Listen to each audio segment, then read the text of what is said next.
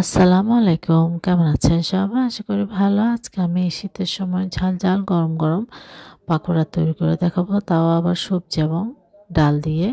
খুবই সহজ। এই সবজি পাকোড়াটা একবার হলেও ট্রাই করবেন, আশা করছি আপনাদের ভালো লাগবে। চায়ের সাথে কিন্তু খুবই ভালো লাগে এই ঠান্ডা ওয়েদারের সময়। আমি এখানে আধা কাপ পরিমাণ মসুর ডাল ভিজিয়ে পানি ঝরিয়ে ভালোভাবে বেটে ব্লেন্ডার করে নিচ্ছি। আপনারা চাইলে শিলপাটে বেটে নিতে পারেন। বাঁধাকপি কুচি দিয়েছি আমি আধা কাপ পরিমাণ। পেঁয়াজ কলি বা পেঁয়াজ পাতা এটা আমি কুচি দিয়েছি আধা কাপ পরিমাণ। পেঁয়াজ কুচি দিচ্ছি আধা কাপ পরিমাণ। এটা আপনারা চাইলে এখানে গাজর অ্যাড করতে পারেন, যার যেমন ভালো লাগে। কাঁচামরিচ কুচি দিয়েছি, লবণ দিচ্ছি স্বাদ অনুযায়ী, মরিচ দিচ্ছি সামান্য, হলুদ দিচ্ছি সামান্য, ধনে গুঁড়া আসলে সব কিছু অল্প অল্প পরিমাণে অ্যাড করছি আমার মেজারমেন্টে। আপনারা চাইলে আপনাদের পরিমাণ মতো অনুযায়ী যদি বাড়িয়ে কমিয়ে নিতে পারেন, অ্যাডজাস্ট করে, কোনো সমস্যা নেই।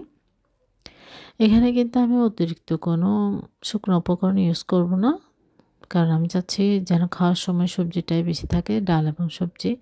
প্রথমে কিন্তু আমি এগুলো ভালোভাবে মেখে নিব যেন পানিটা বের হয়ে যায়। আমি এখানে কোনো এক্সট্রা পানি ইউজ করব না। এই পানিতেই কিন্তু আমি চালের গুঁড়িটা দিয়ে দিব, চালের গুঁড়া। আর আমি এখানে 3 থেকে 4 চা চামচ পরিমাণ চালের গুঁড়া দিয়েছি, 2 চা চামচ পরিমাণ ময়দা দিয়েছি। আপনাদের এটা কম বেশি লাগতে পারে, সেটা আপনারা অ্যাডজাস্ট করে নেবেন, কিন্তু আপনারা চেষ্টা করবেন সবজিটাই যেন বেশি থাকে, ডাল এবং সবজি।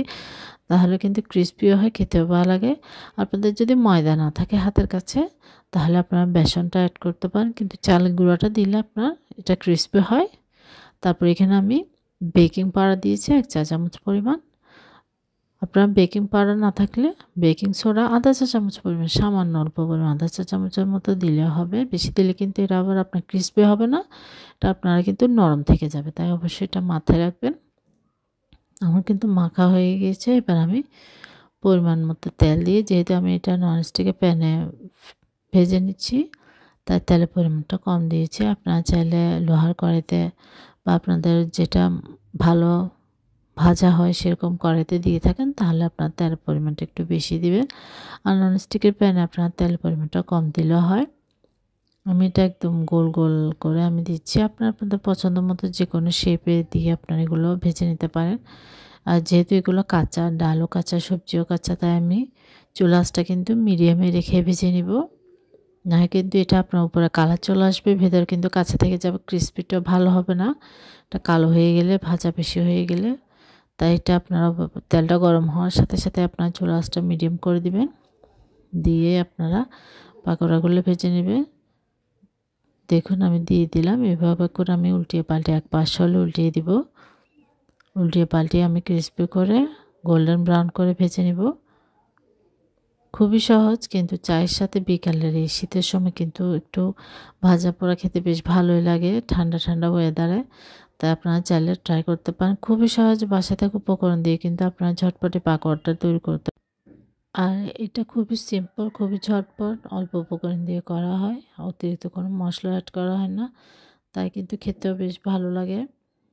তাই ট্রাই করবেন। আর ভালো লাগলে আমার চ্যানেল সাবস্ক্রাইব করবেন, পাশে থাকা বেল আইকনটি প্রেস করে দেবেন, নোটিফিকেশন অন হয়ে যাবে, নিত্য নতুন ভিডিওগুলো দেখতে পারবেন। এখন কথা বলতে বলতে কিন্তু ভাজা হয়ে গিয়েছে। এবার আমি নামিয়ে নিয়েছি পরিবেশনের জন্য গরম গরম সস দিয়ে। আপনারা যে কোনো সস দিয়ে এটা খেতে পারেন, টমেটো সস, চিলি সস। আশা করছি আপনাদের ভালো লাগবে। ভালো লাগলে অবশ্যই ট্রাই করবেন আর আমাকে কমেন্ট করে জানাবেন কেমন হয়েছে। দেখুন আমি কিন্তু একটা দেখিয়ে দিচ্ছি কতটা পারফেক্ট হয়েছে। উল্টো টেরে সর। আল্লাহ হাফেজ, আসসালামু আলাইকুম। সবাই ভালো থাকবেন, সুস্থ থাকবেন।